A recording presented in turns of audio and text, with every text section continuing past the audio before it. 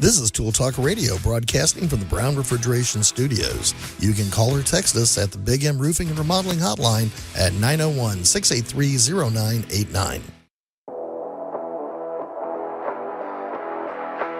News Talk 98.9, the roar of Memphis. Tool Talk Radio with Joe and Allan. Welcome to Tool Talk Radio. I'm Joe Thorderson with Thor's Hammer, Carpentry and Wood Turning. I'm Allan Gilbreth, darkhookmedia.com. And I'm Maximilian, wishing you all a very, very happy National Milk Day. Believe it or not, it actually has a lot of relevance, which I think would be important to discuss later on. Well, I think you'll get Allan's attention because it definitely involves refrigeration, sanitation, food, whatever, you know. So I think there's a few outbreaks, a couple of plagues. Yeah, nothing big. Funny you should mention that, Max. It's really interesting that's how you're starting things off because today we have something we don't talk as much about. We have a metalworking tip that, believe it or not, is coming from my daughter Michaela, who makes jewelry, and it ties in with cooking. Or at least if Allan doesn't make it tie in with cooking, he's not doing his job. But I'm sure you'll make that. I think you've already done that for me, Joe. Okay. Also, let's see. Today we have I'm calling this a lifestyle improvement. Sometimes you buy one thing and you don't realize what a difference it makes in your life with that. Instead of spending 5 minutes a day doing something, you're suddenly spending 20 seconds doing something. Okay. Well, that starts to add up. I call that a lifestyle improvement. So it's like the Norman Bates of your life. Yeah, and if it looks better too. So I have a little secret lifestyle improvement that I'm going to share. Sorry, did I reference it right? I was thinking of It's a Wonderful Life. Like, I don't know, Max. I don't listen to half of what you say, but go ahead. Anyway.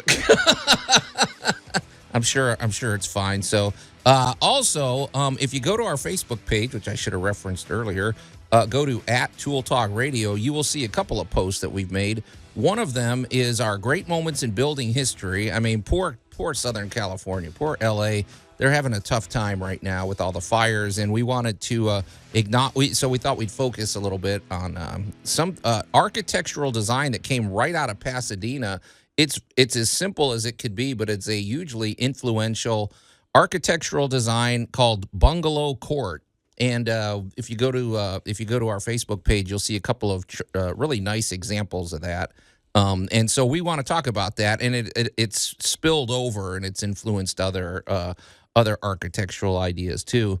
In Allan's Week in Review, we've kind of got a backlog, and all of it sounds unpleasant. We've got frozen spigots. I thought you took care of that problem, or it's not your. You wish people would listen. Blocked grease drains, winter landscape. None of it sounds fun to me. So, okay, we got more. I'm not going to get to. We're not going to tease it all. But before we get to any of those things. This is our must-have item of the week is something Allan brought in, and I got to say, Al, these are pretty nice, man. How much did you pay for these? These are they're actually about $19.99. This looks very cool, inexpensive. But tell people what I'm holding up. You are holding up a pair of industrial snips or scissors, if you wish. Now, if you go to the Facebook page, which I really recommend, these things are cool. So these look like a pair of scissors, but if you examine closely, for one thing, it's a lot sturdier. Like, I can see this cutting through sheet metal. Oh, yes, easily. But industrial scissors, because you don't know what you might face. You got to cut through a zip tie. You got to cut through... Yeah. Well, if you've ever had a cast, your doctor probably used one to cut the cast off of you. Right. It features a slip lip on the bottom that actually slides up into things. It's actually designed to get under packing straps and that kind of thing. It has a very heavy-duty, almost serrated. It is serrated as far as I could tell, yeah. Yeah, it has a serrated look to the cut, which is a beefy, powerful cut. You had me at serrated. Yeah. And the handles, that's the other big feature. You can really crank down with some pressure with this thing. It feels like it'd be pretty comfortable to use. Yeah, and your thumb gets way in there so you can get that your torque. thumb is out of the danger zone. Yeah. So I would love to give you an example of where I've used those from, but I use them constantly. I've done everything from trim bushes to cut packing straps to cutting rope. I have a pair of these, but they're not as nice. Also, we should mention the one thing that's cool about this is it has a little spring-loaded clip. So, folks, if you can imagine the big circle, like there's a large oval and a small oval. One's for your thumb, one is for your 3 fingers that you put in there. But on the 3-fingered oval, there's a little clip. You could just easily slip this onto your belt loop, keep working. If you're in a weird, up on a ladder and you don't want to fool with trying to put this in your pocket or whatever, it clips on. But I have a pair. They're not as nice as these, but I've used them to cut everything. I used it to cut 1/4-inch plywood because I had to cut a little snip out of it, and I'm like, you know what? I'm not going to use this. I just grabbed the. So it is good to have sort of the utility. I don't know what. Cutters, basically shears. It's a lot beefier than a pair of scissors, but you can always use it like scissors too. Okay, so that's it. There you go. Our must-have item of the week: industrial scissors with, preferably the little clip-on belt loop attachment. So, all right. Well, Max, I am sort of intrigued by National Milk Day because I do think this actually is highly relevant for a change. This isn't one of your random holidays. So. Well, it's first off not international. Okay, good. So this is an American holiday. Amen. Yes. There we go. It's to observed because it celebrates the first time when milk was delivered to homes inside sterilized glass bottles, which was around 1878.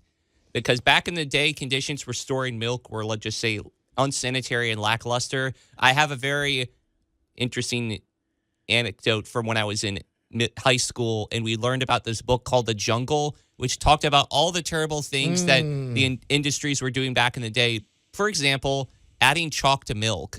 I heard about that. Was that before this? So when did this happen? This is like I said, 1878. Around 1878. Is that pasteurizing and all the other stuff? Well, the book he's referring to is by Upton Sinclair, and it was a call to action about the food world. Right. We had things like chalked milk to make it whiter.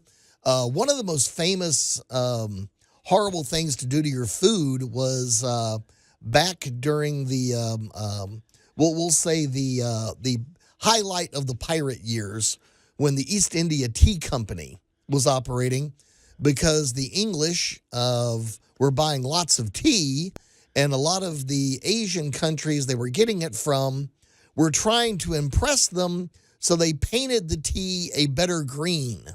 Oh, great. So painted it with what? Paint. Oh, my gosh. And that paint contained a lot of, I don't know, what would you call that?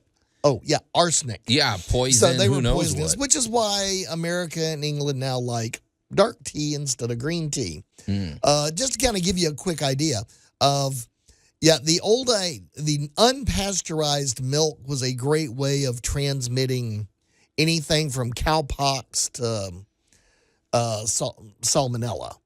So, you either got your milk fresh or you didn't want to do it. Then we kind of came up with industrial dishwashing, and that is where the world kind of changed, because now we knew that the glassware and all of that stuff was coming home to you clean. Yeah. Now, didn't have all the microbes and who knows what well, grown in it. you still had we weren't homogenizing it yet, but we were pasteurizing it. So you still had to shake the milk to get the cream to go back in. Thus the expression, the cream always rises to the top. There you go. Okay. What were you going to say, Max? I was just going to say, too, like another thing that this kind of brings to the table as well is, like the modernization of these sorts of industries, like milking or distributing of other liquids and stuff. So I think you'd find it pretty interesting, Allan. This is just something anecdotal that I found on the interweb. It said the origins of the domestic cow. And it said that the wild ancestral species of cows were called aurochs, and they originated around Europe, Asia, or in North Africa around 8000 BC. And then for you, Joe, just for another milky discussion, the first Dairy Queen opened in 1940 in your home area of Joliet. Okay. Well, yeah, by then they had it all figured out. So, but I remember as a kid having a milk box, it was like a metal milk box Yep. It's odd that we had that back then. It was sort of refrigerated, but not really. I mean, it was literally It was just insulated. It wasn't refrigerated. But in It the was summer, insulated. I mean, you wouldn't. It's odd that we used to. I remember. I mean, that went out pretty quick after I got a little older. But they'd have milkmen back then and everything. Well, so. keep in mind, this directly ties in also with a guy named Joseph Cochran, who basically gave us the modern style dishwasher about 1880. Oh yeah. Now there were several other inventors involved in this, but a lot of them were looking at. We have a wonderful lady, I forget her name right now, who was aiming for the dishwasher in the house. I remember that because it was back in the day when it was sort of scandalous for women to be hanging out with like unmarried men and everything because she was a widow. And so she was like asking the help of these inventors and everything, like, like come over to my house and try to help me refine my dishwasher technique. Oh, that's right. And they had to do it in secret because they didn't want anybody else stealing the idea. So it created a false scandal because all the busybody neighbors, had to get in. Yeah, a little bit of a scandal. But, so along with your milk day, just to kind of wrap this up, this all dramatically headed into commercial food production. Sure. I mean, refrigeration. You got into, and keep in mind who all's in play at this time.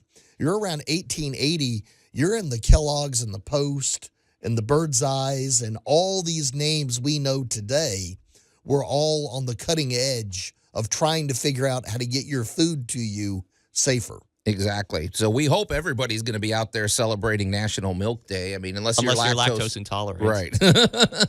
Stole the words from my mouth. But even then, celebrate with I don't know what. I'm sure there's almond milk. Some of that weird hippie milk, the coconut milk and all the other stuff. But milk. Oh my gosh. Okay, that's what I call it. But hey, so we've got I didn't even tease everything we were going to get to. Some more. We have some tool tales that Allan is going to share with some of the new battery powered tool battery powered home equipment, domestic equipment. Domestic equipment. We got a lot. Just strap in, everybody. It's going to be a big one. You're listening to Tool Talk Radio. We're going to take a quick break and we'll be right back. This is Tool Talk Radio, broadcasting from the Brown Refrigeration Studios. You can call or text us at the Big M Roofing and Remodeling Hotline at 901-683-0989. Tool Talk Radio with Joe and Allan. We have radon coming from below. We have asbestos in the ceilings. These are silent killers. You are the silent killer. News Talk 98.9, the roar of Memphis. And welcome back to Tool Talk Radio. I'm Joe Thorderson with Thor's Hammer, Carpentry and Wood Turning, here with my buddy Allan Gilbreth from darkoakmedia.com and our pal Max over there behind the glass. And it's a good day to jump over to the Tool Talk Radio Facebook page and check out the posts over there. I really strongly suggest, we have must-have items of the week, and then we have must-have items of the week. And really, Allan, this one is pretty multi-purpose, this industrial scissors that you brought in. So folks, and I think they're probably less than $20. They're worth having in your arsenal. So. I'd still say my favorite must-have item of the week that Allan brought in is the key thing. The key thing? Yeah, for $2. Allan's got a way of getting the things that are inexpensive yet crucial, you could say. Devastatingly effective. Yeah, that's a good way to put it. So, all right, well, let's shift gears, you guys. And now, Tool Tales with Tool Talk Radio. Well, we have we have a tool tale from Allan. We're sitting around the campfire exchanging stories about tools, and then I have one from my daughter Michaela, believe it or not, about metalworking. But let's hear what you have to say first. Well, Allan. It took me a good 10 years of listening to you cajole and whine about battery-powered tools. Yeah, you're never going to let me live that down. No, I'm not. I think my criticism was justified because they just weren't up to par. No, you were just 10 years behind me. So, okay. All right. So, it's one of those, you're walking through and you kind of go, are you kidding me? That's battery-powered now? Oh, yeah. And, all my crafter buddies last year were going berserk over and it uses the same battery as everything else in the series. Let me see if I can guess. Is it the hot glue gun? That was the hot glue gun. Yeah. They were going berserk over that. And I was like, all right, that kind of makes sense because when you're trying to use one of those things, that cord is in the way. You know what's funny about those because we had a bunch of those when the kids were growing up and they have their school science project or whatever, and the cord is really cumbersome. Because that little glue gun is so light, you set it down, and if the cord is twisted the wrong way, it knocks it sideways. Flips it over, you can get burned. So cordless makes a lot of sense in that situation. It does. And this in the last few months, I've seen more and more and more of the using the same battery as our precious tools, vacuum cleaners. Now, let's specify. Are we talking about a shop vac, or are we talking about an actual vacuum cleaner? I am talking about a vacuum cleaner. Now, that's cool because we know how you trip over the cord and you got to wind it up and everything. I have now used one about 3 times on job sites. And, all right, my number one complaint would have been reminiscent of yours. Mm-hmm. No suction power. It's not going to have the power. And sure enough, 20 years ago, 10 years ago, the brands that were trying to be battery operated, were meh at best. Yeah. They just didn't have the oomph of a battery powered unit. Well, this past year, I have learned that is no longer an issue. Yeah. And these things have got plenty of power, and the best part is no cord. I mean, that's nice when you're vacuuming and everything. So, the cat will be disappointed because they like chasing it. But now, would Roomba qualify as the predecessor to those sorts of things? Well, even the Roombas have gotten better. They've learned more, and the technology being used in them has adapted over the last. God, one of those things come out like 15 years ago. They've been around a while. Unlike Deuce's, Roomba. We don't want Deuce had a bad. Okay, hey, but I got a question though. So.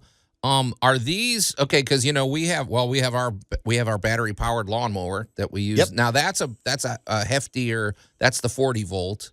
We have the 18 volt, I think, for our hand tools and stuff. So what are we talking here? 18 volt. Really? 18 volt, and there is a shop vac version that I used a few weeks ago that worked more than admirably. Okay. I'm not going to say it's got exactly the same power. But for the convenience of not having to drag a cord through a building with people trying to do work and tripping over stuff, I needed to clean up and install. I'm done. My install's in, but now all the sheetrock dust and the shavings and everything are all over the place. Walked over, picked that bad boy up, slapped that battery on top. So 2 minutes later, the job was done. Worked just like a shop vac, but no cord. So that one, you're not sucking up a pile of nails in gallons of water. You're just okay. I'm just cleaning up the job site for a smaller. I'm not saying it's going to replace the big ones. Okay, but for a smaller one, it worked beautifully. Angel's singing your praises, gang, because she was saying, I have 2 of those battery glue guns, and I also have the battery vac and love it. Yeah. Okay. So yeah, Angel's on board with the battery powered stuff. So okay. So I guess I'm wondering. It's funny you say that because I remember back in the day going into the big box store, and it's like in this little tiny shelf over here is the battery powered drill and maybe, I don't know, one other thing. And I remember what a revolution it was when there was a battery powered circular saw. Yep. Then suddenly there's like an entire aisle, and suddenly now it's spilled over into 2 aisls, and it's about half the store now. Yeah, everything's becoming. I mean, it makes sense if you could recharge it.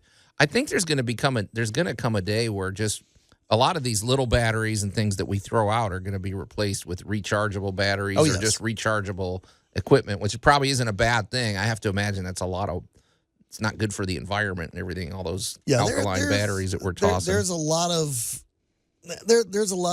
recycling going on that's getting better. Okay. I had all this discussion made me think, well, of course, now we're wondering what other battery powered items are we going to start seeing for the home? Because this, we've seen all the tools and everything. The vacuum makes a lot of sense. Do we have a battery? I guess we have battery powered pressure washers too, don't we? We got weed eater. Really, actually, I didn't even think of that. If you go to the lawn section, half of that is battery powered now too. So. All right. As a twist of fate, I have also discovered the virtues of the power transformer. That little, yeah. And, basically they have an 18-volt version and they have a 40-volt version. And that 40-volt version will run pert near anything. Mm-hmm. So now that we have the ability to convert from our battery back to a plug-in, Yeah. I got to tell you, they work amazing. Yeah. No, that's great. My question, though, remains is, as with the advent of greater battery technology and everything, is this the beginning of the robot revolution? Because I'm reminded of that line from The Office when Dwight was saying, I gave him a 6-inch extension cord so he wouldn't chase us. Yeah.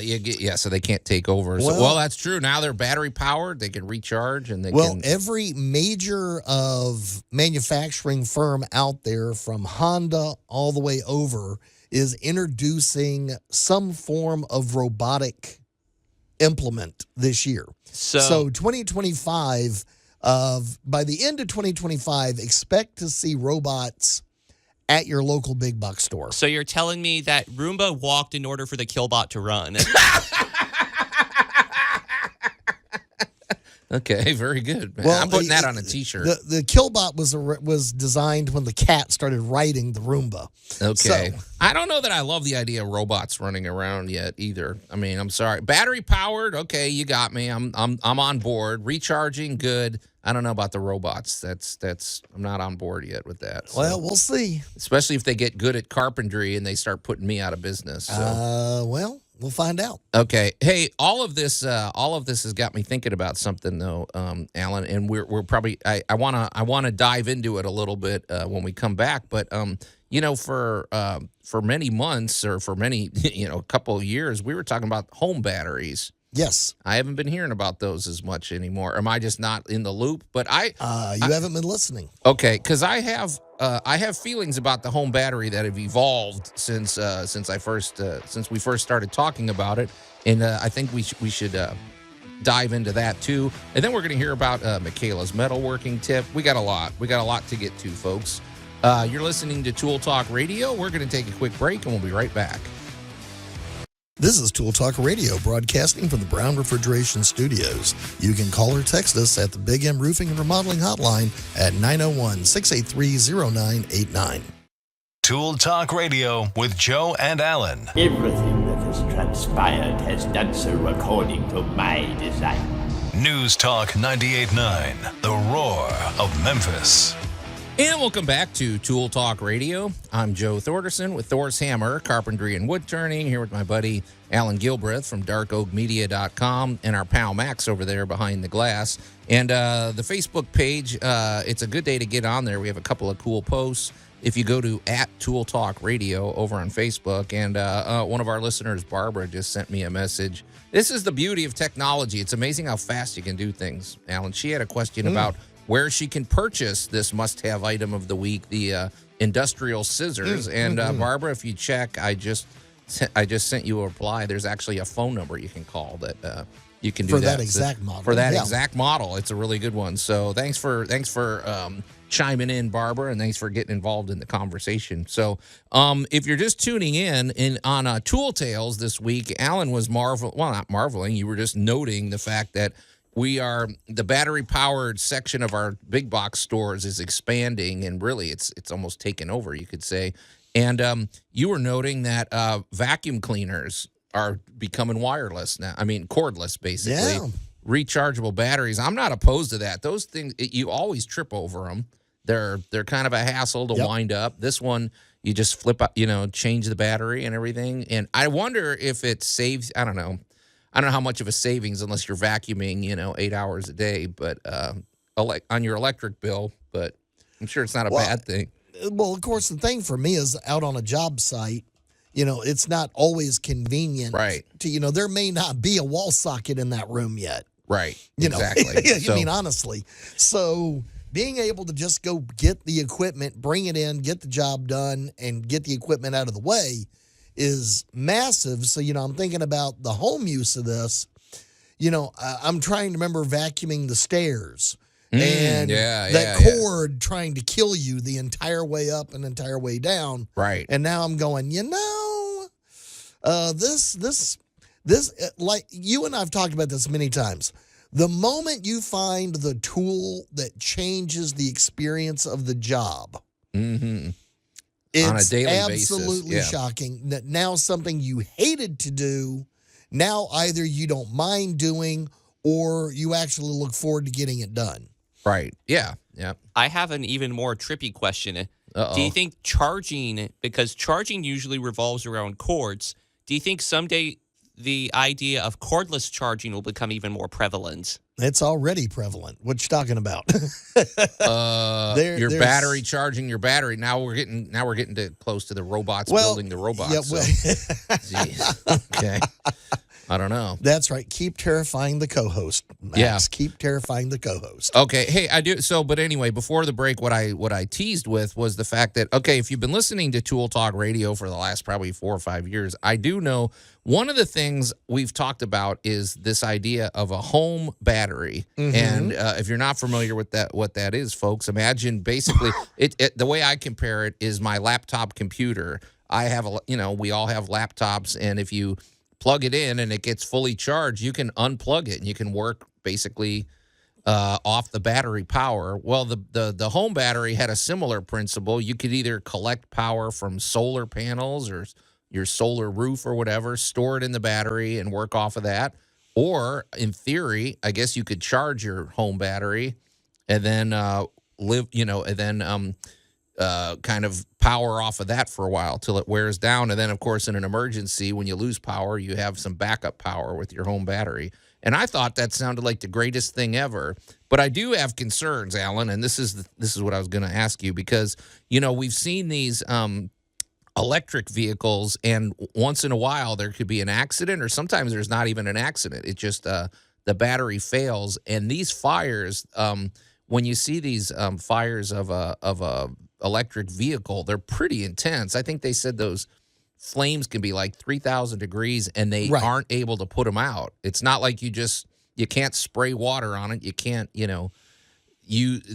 I think they have these special blankets you can run over them or something, but I don't know. But it's bad. These fires are pretty bad. I'm like, well, do I want something that's prone to this in the center of my home? Like, I don't like the idea of a home battery that could fail and start a fire. But is it fair to compare a home battery to a car battery, I guess? Well, all right, home batteries went a slightly different direction than you and I originally thought they would. Oh, okay. So, when we first began talking about them 5 years ago, 10 years ago, we first heard these rumors that, let me tell you this great idea you can do. And of course, the great idea behind renewable energy is that it's renewable. Mm-hmm. You got wind, you got solar, you got water, whatever your source is. But what do you do with it? Yeah. All right. So we live in the Mid-South. Today it was 22 degrees this morning, but by 3 o'clock this afternoon, it'll be almost 40, sunshiny and beautiful. Yeah. Okay. Well, overnight we didn't get any solar. But all today, we're getting solar by the buckets full. What do you do with it? How do you keep it? Right. Well, you got to put it somewhere. So you store in a battery. The battery storages we looked at just a couple of years ago were these huge closet-like things that were going to be built into the house. Yeah, almost like a closet for your hot water tank or something, like a full. They are still doing that. There are still a number of different units, but there's also now about 20 different vendors in that market.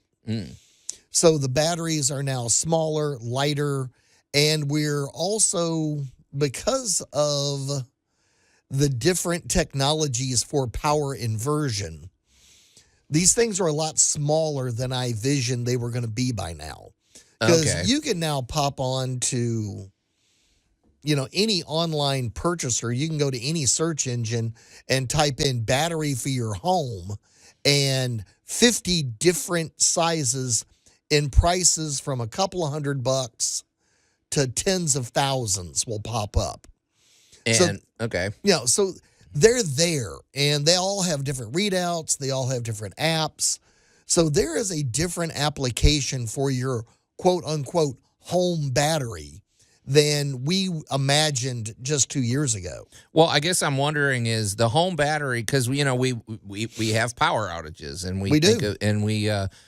I guess what I'm wondering is could a bank of home batteries, let's suppose you just really want to get eager, you get 5 or 6 home batteries and it's strictly as a backup for when the power goes out. Right. Or maybe you work off of the battery sometimes just to kind of cut down on your bill. But is that something that is a feasible? I guess I'm just wondering. You can probably get a generator for under $1,000 unless you get the super duper deluxe one for like $20,000 or $30,000. All right, well, you're going to get a portable generator for under $1,000. Right. Then it's only going to run a few things, not your whole house. Okay. Right. Okay, but these battery. Okay, so but are the you technologies are changing rapidly, so I'm not as afraid of them, but I think you would have to make sure that it is properly ventilated and properly cared for. Yeah, I guess the whole thing for me is just like I said, the safety, and I'm sure they're thinking that way too. They don't want these things to fail. So okay, but if you go look up battery for your home these days, they've gone a wide variety of different directions we didn't even think about 2 years ago. Because I know there's like lithium in terms of like the power source, but Brew Blaster says something about the idea of solid S batteries. What are those? Because he said those are making advances away from the lithium types. They are. Brew Blaster. Yeah, okay. They are. Wait, what does he say? S? It's an S-type battery. What is that? And again, we're going to get into a lot of chemistry here. It is how the battery stores and the type of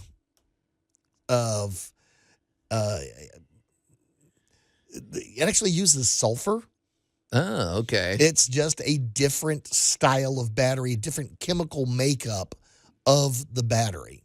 So is that why it's called S? Yes. Sulfur. It is a lithium sulfur battery. And there's even more battery technology on the way. I was reading about some stuff the other day where there's new recycling techniques that are able to claim almost 100% back of these lithium-ion batteries. Yeah. So that's pretty impressive. And able to recover the rare earth elements that help make them work. That was the big thing we were losing. Yeah. So, there's all kinds of new technologies all in play right now. So what we're seeing today, 5-10 years from now, may be completely obsolete. Okay. All right. Yeah, I'm hoping that I don't know, we can get batteries that are cleaner, that you don't have to mine for all these minerals and things like that, but it keeps moving forward. All right, well, let me shift gears real quick. I mentioned that my daughter is a jewelry maker, which I don't always love. I'll go out in the garage and I'm like, okay, this kid, this little blonde kid has she's got a blowtorch, she's got all these welding gloves, everything. But anyway, so Allan, she purchased a crucible, which is basically she was making a piece of jewelry that it had a heart shape in it. And it's this little piece of stone with the heart shape cut into it. Yep. And she was having all sorts of trouble melting the gold to go inside of it. Well, she learned a few things that she didn't realize because at the shop where she learned to do her jewelry making, she never had to buy anything. She just grabbed the stuff that the owner had and used it, but she never paid attention to what it actually was. So she learned some lessons between the difference of propane. That it was already aged and appropriate. And MAP gas. And she learned things about seasoning your crucible and things like that. So it's and as she was telling me about it, it's funny because I'm like, the first person I thought of was you with all your cooking stuff. So this is definitely going to overlap into a food situation. So we'll unpack that when we come back here on Tool Talk Radio. This is Tool Talk Radio, broadcasting from the Brown Refrigeration Studios.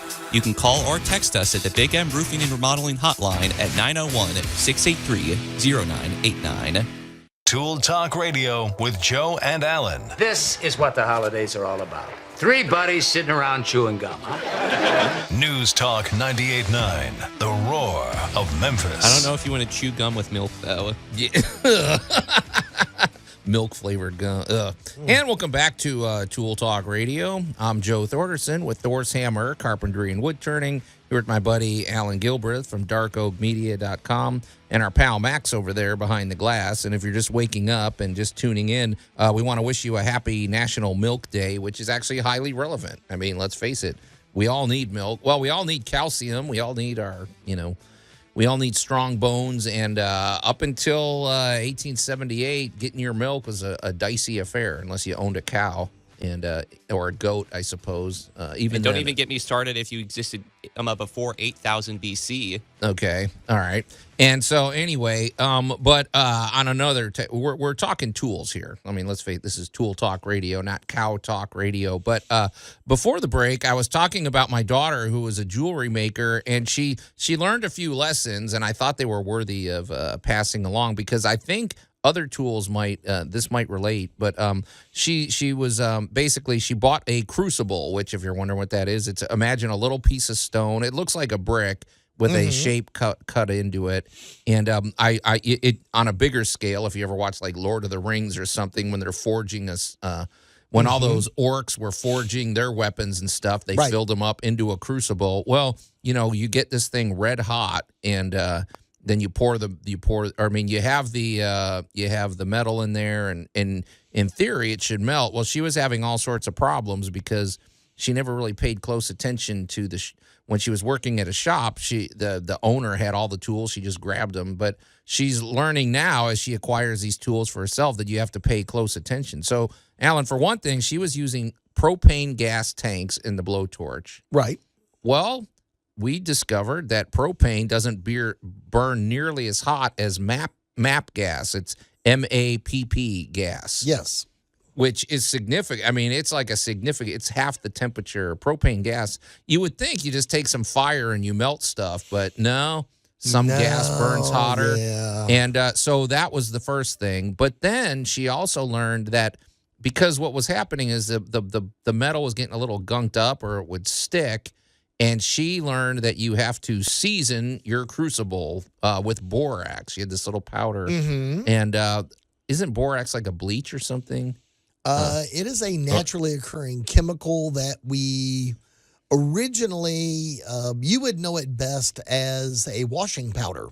Okay, well, that's what I thought because I thought borax bleach or so. So it's bleach with borax is what that is basically. Is that right? Or I don't know.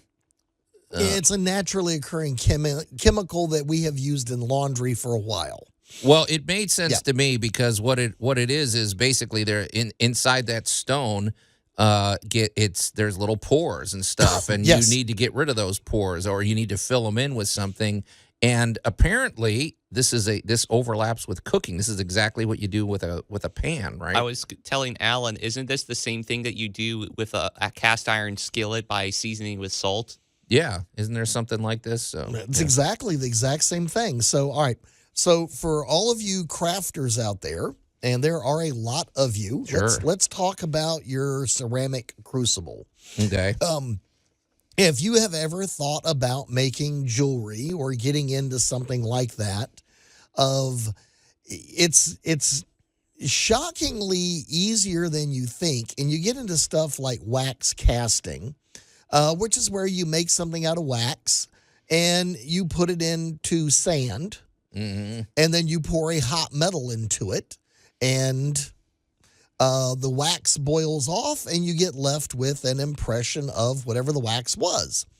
If you want a really quick example of this in your home, go to your bathroom and look at your drain. The chances that your drain, the little metal piece going down in, covering your drain, was actually made this way if you have a brass drain. This really applies. So for those of you who have a crucible or you're thinking about getting one or getting into this, you're going to heat it up. You are probably going to use a MAP gas, and that is because its core temperature when applied properly is quite a bit hotter than a propane torch. And the little blue, because it burns blue, like the flame is blue, and the little blue sharp tip, it almost looks like a blue knife, is the hottest part, right? Yes. Yeah, the inner part. So you can use this to cut stuff. Yeah. So what happens is you heat this up, And of course, if you heat it up, it expands. And even though it's a ceramic, there is a finish to the inside of it. It's as smooth. It may feel like glass to your finger, but if you look at it under a microscope, there's lots of little spaces. Mm-hmm. And when you're dealing with, we're really honestly talking about stuff at the microscopic or almost molecular level here.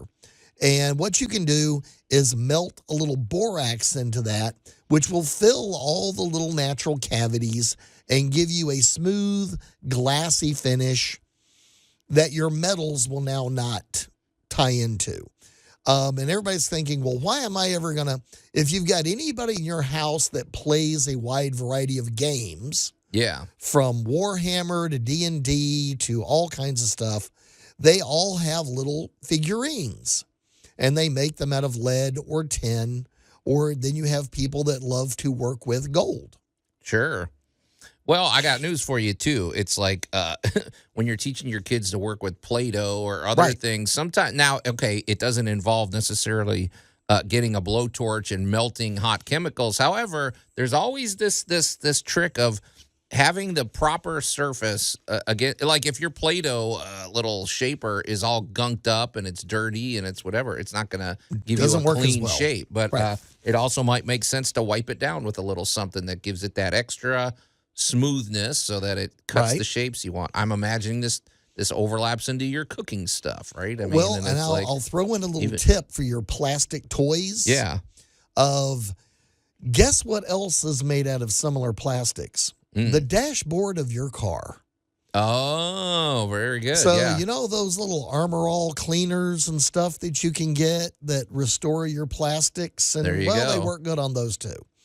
Now, let's talk. Wait. Sorry. As long as you're going down that road, because you know what else you're making me think of, Al? I did one little thing, and there is something you can put on your windshield that makes the water bead up and just run smoothly away, because you don't think of your glass windshield as being porous, but it is. It is. Everything's porous. But if you put that little finishing, I forget what it is. It might be a spray. I got to go look it up. But you're talking about Rain-X. Maybe Rain-X. Yeah, it makes a difference. I mean, the water, like I'll be driving and it beads up before I have to even put on the wipers. So let's get serious. Let's talk about Grandma's favorite iron skillet. Yep, there we go. Because if you put that thing in the dishwasher, she might not actually do it, but she will debate murdering you in your sleep. Yeah, I've always heard that you never wash the... Yeah, you don't run it maybe through the dishwasher, that's for sure. Okay, so exactly the same thing. It's an iron finish. There is going to be a little bit of a texture. And you wind up doing something called polymerization, a.k.a.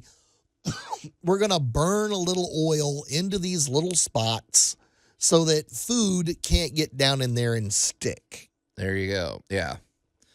Yep. Because I could see a cast iron skillet having all sorts of pores. I mean, you could probably run your hand across it and it'll be perfectly smooth to the touch. But when you first get it, I mean, at it, yeah. Of the older those pans get, the more they get used, the more the rust and the oil and all of that bond together.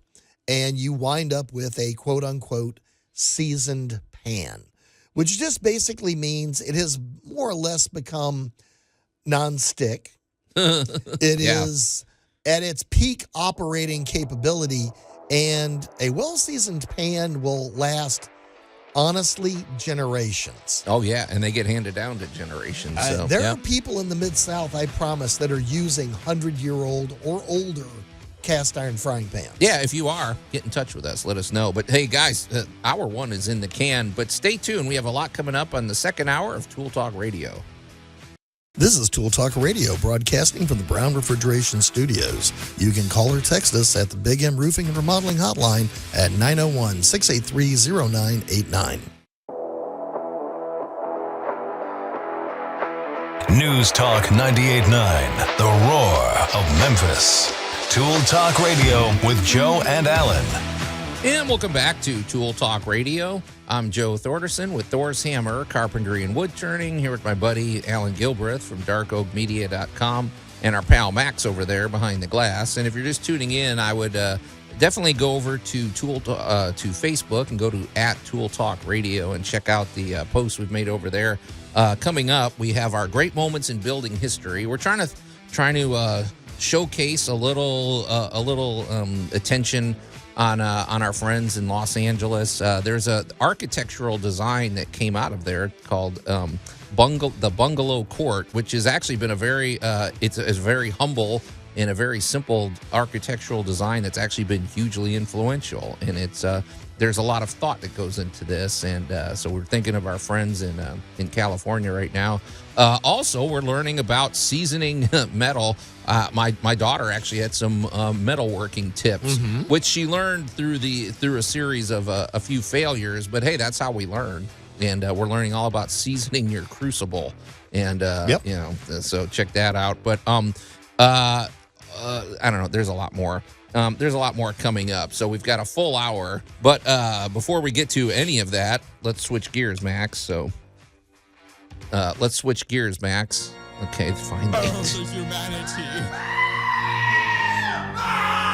Thanks. Let's find out what Allan did this week. So, although that sounds about on brand for it. The notes you gave me don't sound promising. They sound like you didn't have a fun week. So, I love the phone call.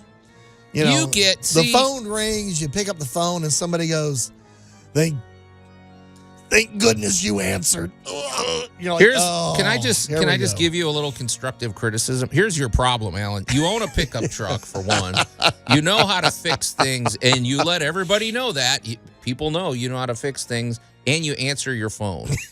So, you bring this on yourself, but go ahead. You get those 11:30 at night phone calls. Not anymore. I don't get the 11:30 at night phone calls, but all right. Thank goodness. As I told everybody, I said, you know what? Yesterday, I was in charge of nothing all day. So while I literally got a foot of snow at my house, I had nothing to do but watch TV, cook, eat, and take a nap. I had a great day. However, the day before. Sorry, can I just say something? Allan, I'm sorry, but you're making me think of something before you dive in.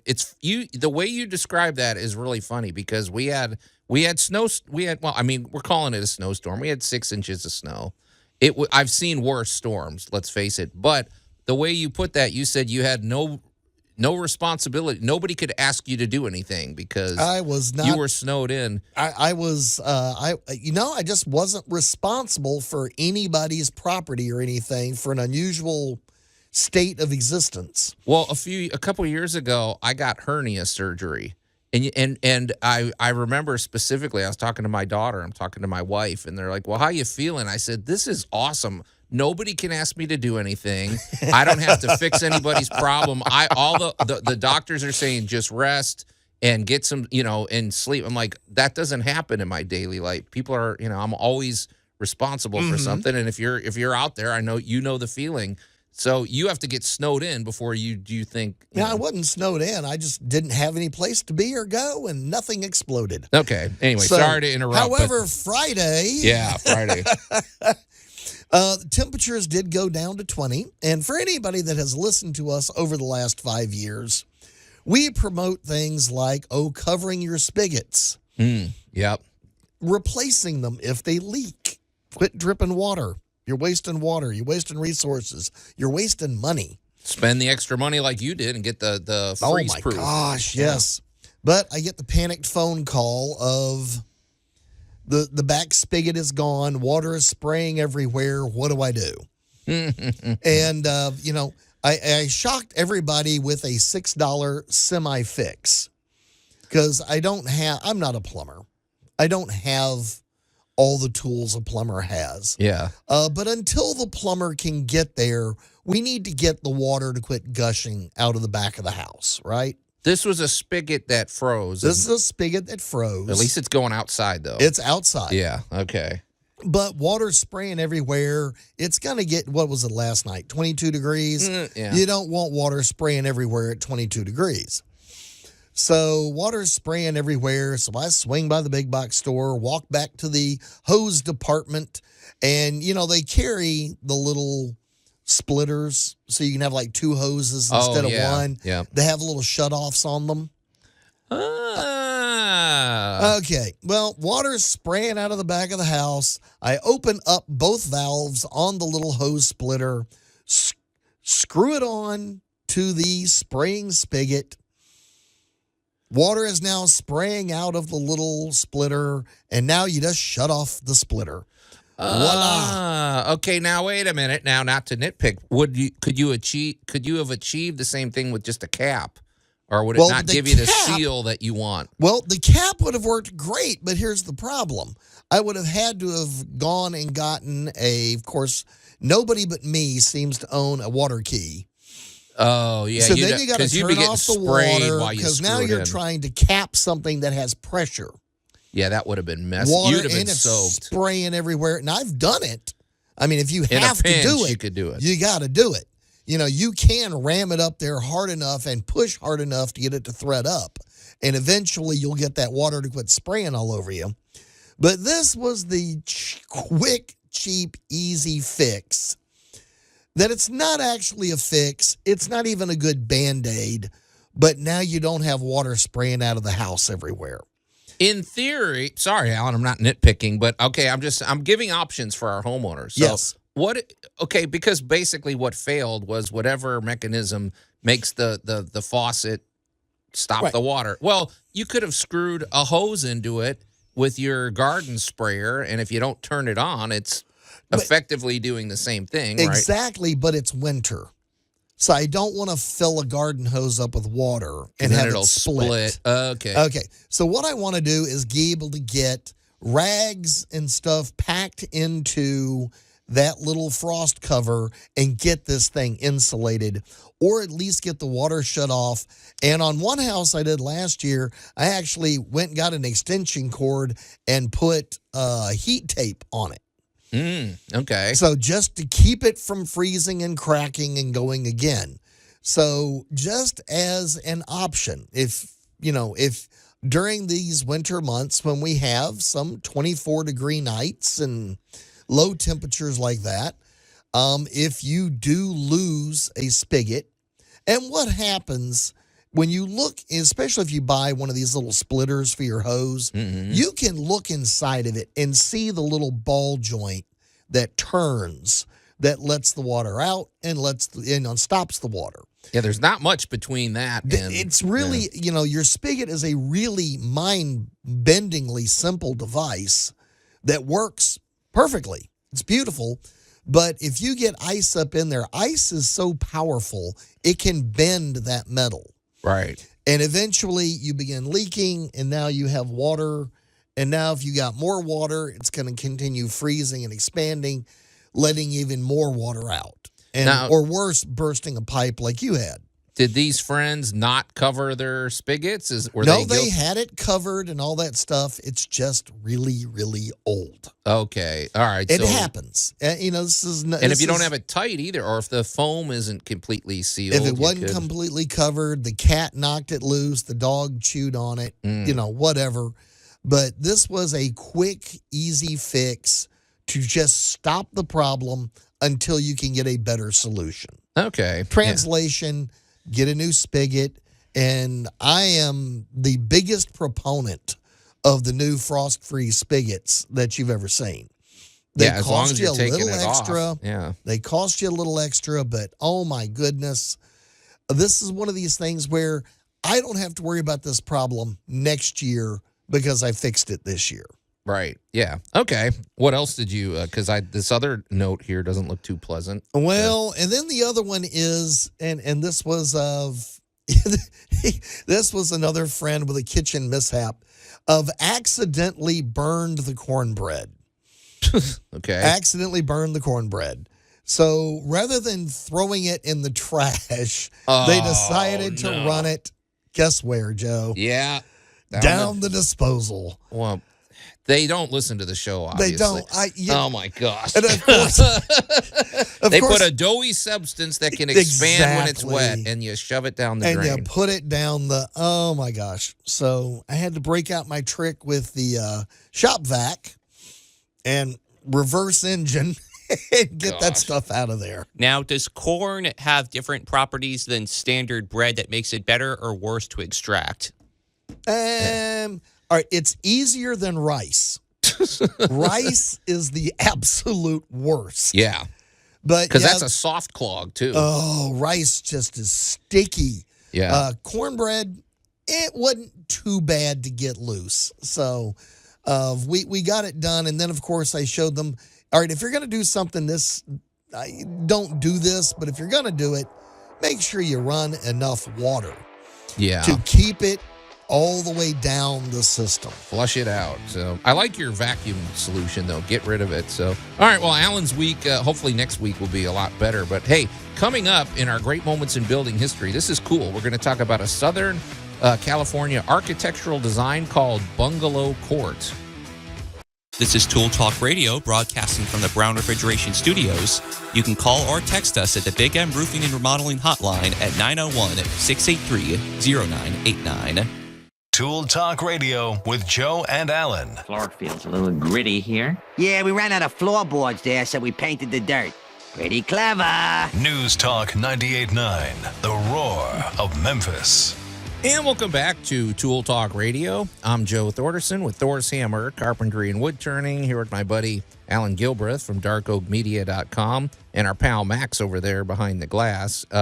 And in a minute, we're going to get back into our discussion, and we're going to get to our great moments in building history.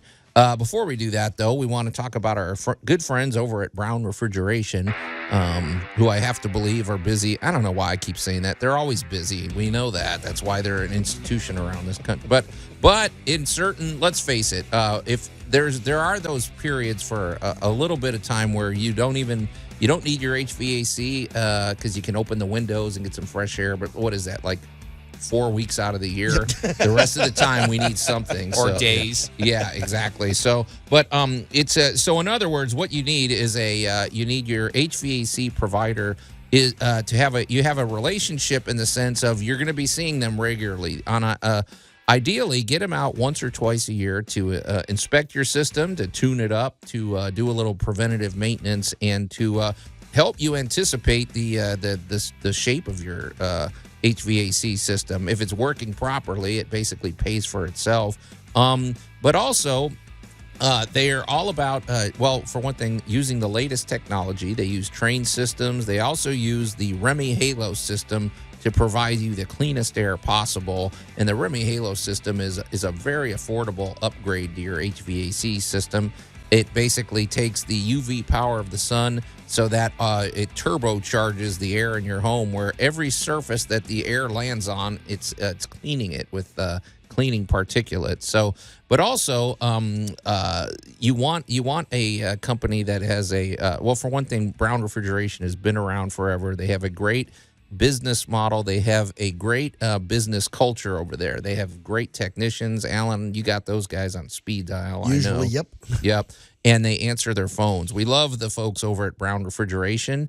Give them a call directly at 901-362-1881 or go to their website, brownref.com. All right, here we go, you guys. And now, great moments in building history. Well, all eyes are in Southern California right now. We're all, the L.A., they're getting these record fires. It's just awful. So we wanted to show a little love to our friends over in Southern California. And I lived in Southern California for a while. I lived in San Diego, but in terms of what we're going to discuss today, there was definitely an influence there as well. But we're going to talk about, it's called Bungalow Court House. I guess you could just call it Bungalow Court Design. So it's not one structure. We're talking about many structures. But this was very popular at the beginning of the 20th century, especially from like 1910 to the 1930s. They said that this was sort of the primary design for home design. It was designed by an architect, Sylvanus Marston. And he was very prominent. He built over 1,000 projects in the Southern California area. But folks, if you're trying to imagine what we're talking about here, you've seen probably some of those really charming little arts and crafts bungalows, especially if you live here in town, in Midtown. Well, imagine a scaled down version of that. You walk into you walk into, I guess you could call it a subdivision for lack of better terms, but these were very small homes, usually 1-bedroom or 2-bedroom homes, really cool looking. Sometimes they were adobe, but they basically, all the residents, the front of the home faced inwards to a nice little courtyard. Sometimes there was a fountain. There was usually benches. It was a community gathering place.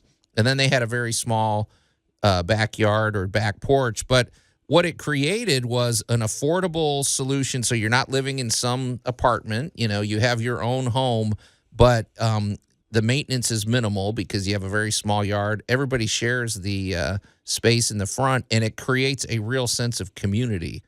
Hopefully you have good neighbors.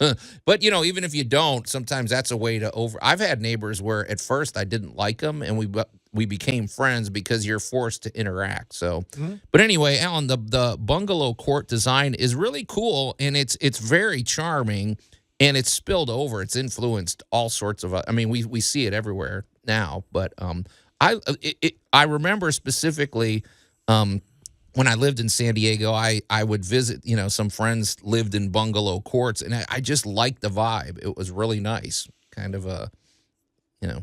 Well, actually, having lived in one myself, yeah, it's basically an efficiency kind of thing. You take a relatively small lot that you could build an apartment complex on, I guess. Mm-hmm. But in this case, what we're going to go for is what we're going to call middle housing. So what is middle housing? Middle housing is, and I'm going to spin around here and stare at Max, and go, Max, wasn't too many years ago you lived at home with your parents. Yeah. And then you get done with whatever schooling you're going to do. You move into an occupation, and you're ready to move someplace. Well, you're single. You don't have a lot. You're a minimalist anyway. That just means you can basically live in a cardboard box. Exactly. Yeah. This is the perfect home for you. This is the perfect starter. This is that perfect middle housing for people starting out on their lives. Is it a studio apartment layout, but without it being an apartment? Bingo. Some of them are little mini homes. They could be a 1-bedroom home. Chalets, It could be, others are Spanish colonial revival. They were rarely larger than there's almost nothing over there more than 2 bedrooms. Can I say so? This is my impression. And if you go to our Facebook page, we posted a couple of examples. This is what I would say about it, Max. I would call this charming dignity.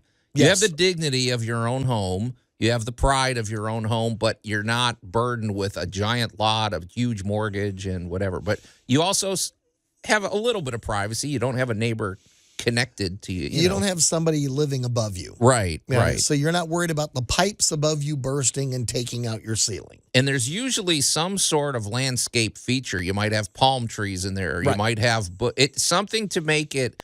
They want the courtyard to be a communal place where you want to be out there. Right. When it's you want to get out there and hang out with your neighbors. Right. They all have a central courtyard with some feature. Yeah. So that is basically the idea of.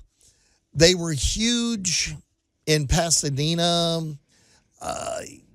They kind of rose to prominence, during the Hollywood era. So other places began emulating them. Mm-hmm. And then they faded out. They kind of faded for the 40s when everybody came home from the wars.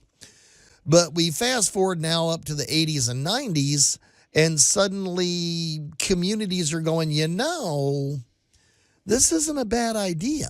Yeah.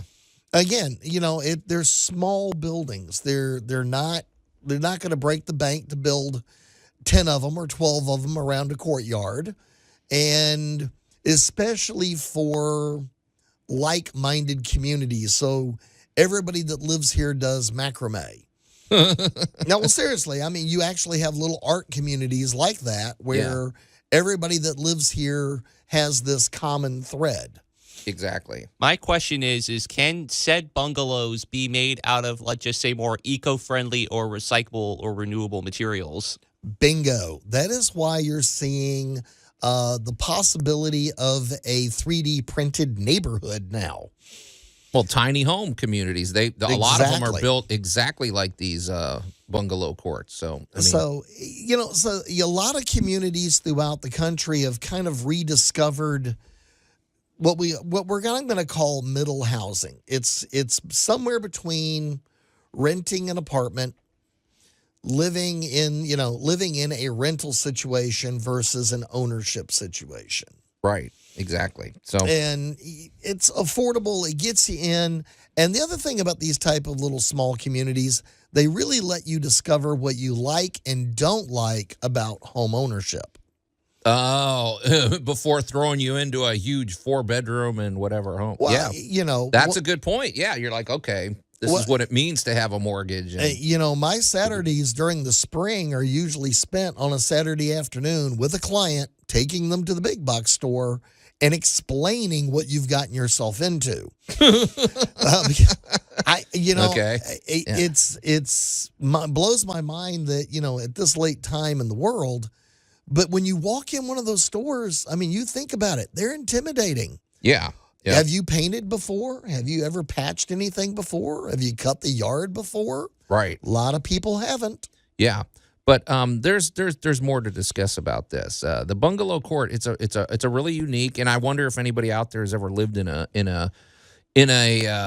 housing situation like this, because it's unique. I guess if you have, like, especially if you have good neighbors. But we have a few parting thoughts about that, and then gosh, there's more on the table here. We also have a lifestyle improvement to discuss. You're listening to Tool Talk Radio. We're going to take a quick break, and we'll be right back. This is Tool Talk Radio, broadcasting from the Brown Refrigeration Studios. You can call or text us at the Big M Roofing and Remodeling Hotline at 901-683-0989. Tool Talk Radio with Joe and Allan. 'Tis but a scratch. A scratch? Your arm's off. News Talk 98.9, the roar of Memphis. And welcome back to Tool Talk Radio. I'm Joe Thorderson with Thor's Hammer, Carpentry and Wood Turning, here with my buddy Allan Gilbreth from darkoakmedia.com and our pal Max over there behind the glass. And if you're just tuning in, we're in the middle of our great moments in building history discussion. We're not talking about a structure, we're talking about a design, basically, for structures. It's kind of like how we discussed the teepee. Yeah, remember that? That was a good one, too, back in the day. So we're talking about bungalow court design, and what that is, if you're, like we say, if you're just tuning in, imagine a courtyard of small homes, usually 1-bedroom or 2-bedroom homes that they're not connected, but they're close to each other. In the center is a courtyard, usually with some nice landscaping features, some benches, some places for them to gather. Usually, probably, I don't know, 10 or 12 homes in a lot, and it basically is a way to form a community. It basically, it's really cool. One thing I wanted to say about it, though, is it also fills a need that Allan was mentioning before the break of okay, well, sometimes you go from living in an apartment to living in a 3 or 4 bedroom home. Well, that's a pretty big leap. This is a starter home situation. This is a good opportunity to really almost learn how to be a homeowner as well, but also to have it creates a really unique sense of community. But this originated in Pasadena, California, and I just want to say one thing that we sort of mentioned in passing was it usually had a landscaping feature. It usually had a courtyard with some grass. Well, Allan, I lived in San Diego. You don't take that for granted. People didn't have lawns out there. If you had grass, it was like, wow, they've got some grass. And usually it was almost regulated with how you had to water it. It had to be a certain kind of grass. Because you live in a desert. Yeah, exactly. This is maybe somewhat related, but not really, because I like learning this stuff. But I found out what the etymology for the word bungalow is. Oh. It comes from Hindi, which is Bangala, which means belonging to Bengal, as in like the area of Bengal. It describes a type of cottage that was built for early European settlers that were in Bengal. Huh. Okay, so just if it ain't broke, don't fix it. Well, So, it does apply. It was quick, easy housing of that, again, could have been Swiss Chalet, could have been Spanish Revival. It was anything that fit. It was simple, and you could also create it so that people didn't feel left out. It was kind of communal, kind of a little of originally there might have been a communal building in the center, much like a apartment complex would have a activity area. Well, let's face it, too. Okay, California has always been a desirable place to live. That's why you tolerate, things like all the water craziness, and all the craziness and stuff that goes with it. But it is as beautiful of a place. I mean, San Diego is one of the most beautiful places I've ever lived in my life. And but, okay, in a community, you can't just all be rich. You have to have bus drivers, and you have to have people, doing jobs that are maybe they don't pay as much. And so you can't just have homes for the affluent. Well, this is an opportunity to live. This is a place for middle incomes and lower incomes and things like that. But it does create a certain sense of community. And as we said, it really spawned a lot of other designs. The tiny house movement, I have to believe, grew out of this way of thinking. So tiny houses are a little small for me, but I don't know. But the idea at the same time is minimalism. Having neighbors, getting to know your neighbors, it's a cool thing. So well, it's do you live inside or do you live outside? Right. That is just the biggest thing of that. That's why so many of the housing styles, depending upon the different part of the country you're in, shift. So if you've moved someplace dramatically, like you moved from Chicago to San Diego, and I'm sure your brain had a little time to adjust to why buildings were shaped the way they were shaped. Yeah, and why they're so close to each other. Because, I mean, the property was so expensive out there. Nobody had big yards in San Diego because it was so expensive. Yeah.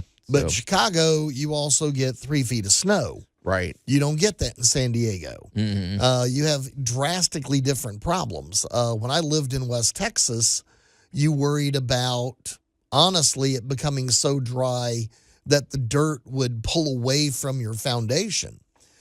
In Memphis, water is by far the bigger enemy than anything else we have in the Mid-South because it's a little damp here. Yeah. So the cool thing about the bungalow court was that whatever design you needed to adapt to, the bungalow court format fits. Yeah. Yeah. So do you need steep roofs? Put steep roofs on them. Do you need a common area smaller?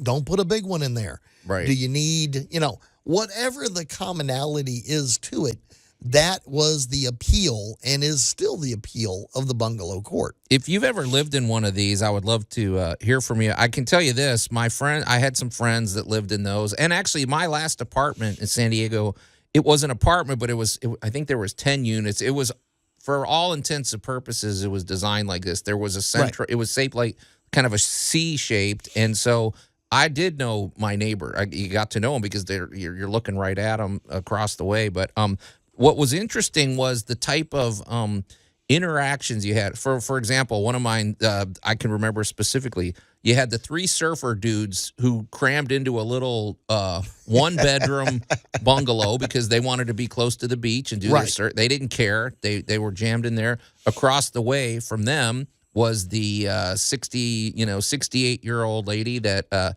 was a widower, and she downsized because she didn't need a full house anymore.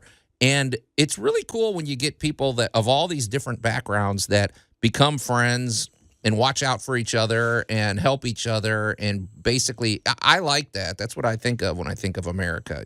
Just a lot of different, diverse people getting along and helping each other. So now my question is does this type of housing work because it's that particular part of the country? I don't imagine bungalow housing would fare just as well in an area that's much more cold like Alaska. Yeah, I don't know. Who knows?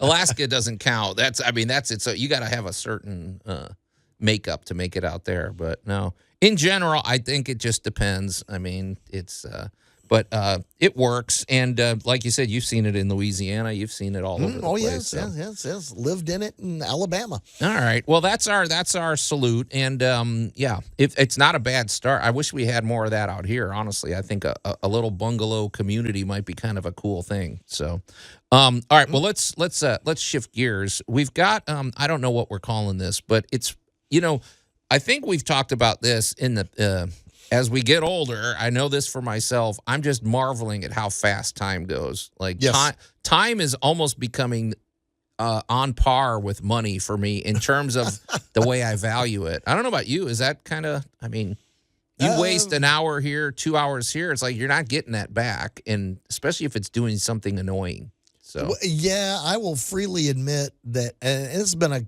character trait of mine for decades. However, I can't blame it on getting old. I don't care what I'm doing, but I don't want to be wasting my time. Yeah, I don't want my time wasted. Because there's so many other things I could have got done while I was waiting on somebody else to get their act together. Well, so that's when I get cranky. Last week, you were talking about your organizational system for taking down decorations, or as you say it, undecorating and stuff. And so basically, if you missed that last week's show, Allan was basically more or less saying, okay, if you use a system and if you do a little preparation with packing up and organizing your decorations, next year you'll get them up in a third of the time. It'll be simple. It'll be organized, and so you're doing your future self a favor. So, well, and it's better than what we normally do. And the fact that we have a tendency to sabotage our future selves. Yeah, because we're tired now. We don't feel like doing it. It's wet. It's cold. I don't. But next year you are just cussing your past self. Right. So here's our situation. So if you've listened to our show in the past, you know that I have a pretty big backyard. We're happy. Right. We live in East Memphis, and we have almost an acre of property.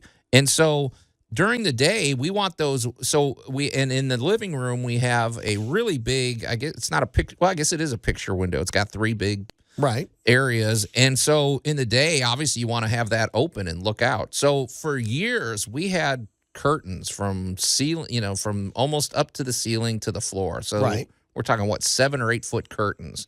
And at night, and it was one of these things where there was this little sticking point on the curtain rod.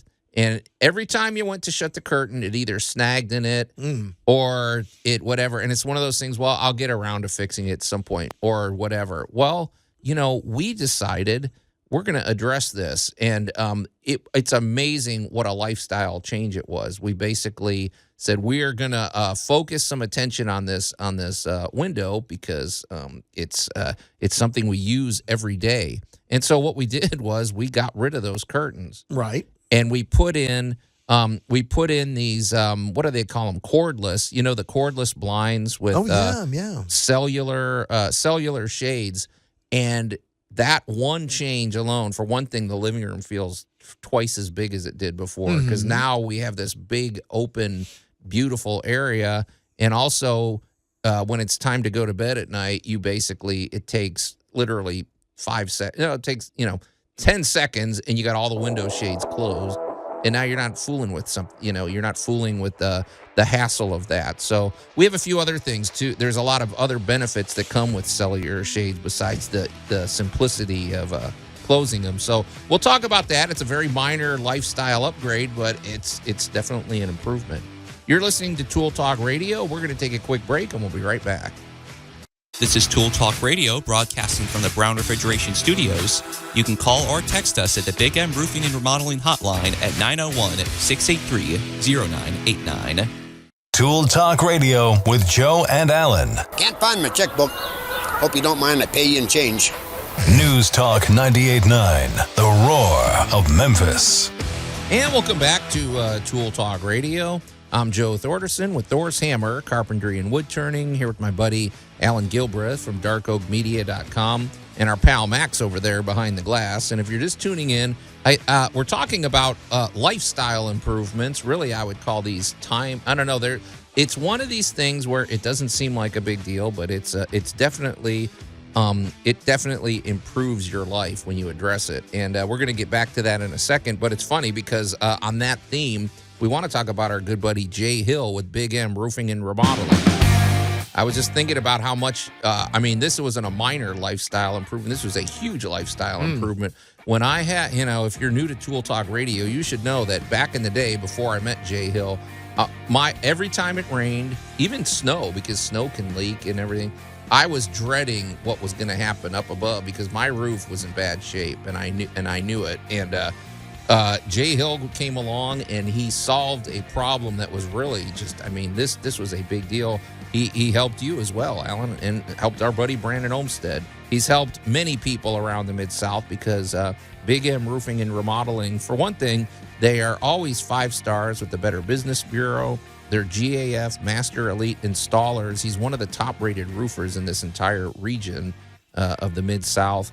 And they take care of the exterior protection of your home, from roofing to gutters to siding to windows, and all interior remodeling, except kitchens. He doesn't like to do kitchens, but kitchens and bathrooms. Yeah. Doesn't Besides like that, he's good to go. But one of the things that sets Jay apart, as well as the craftsmanship, is the fact that Jay is a former insurance agent, and that really is helpful to you when you're in a situation where you may have damage to your home, and the question becomes, well, is this damage covered by my homeowner's insurance? And that's not an easy process to work through, and so you need an advocate. So if you're wondering if you have this question, Jay should be the first person you call. He'll come out. It's a free consultation. They'll do a very holistic examination of the situation. I remember when his inspector came out, he was on the roof. They were looking over every square inch of that roof.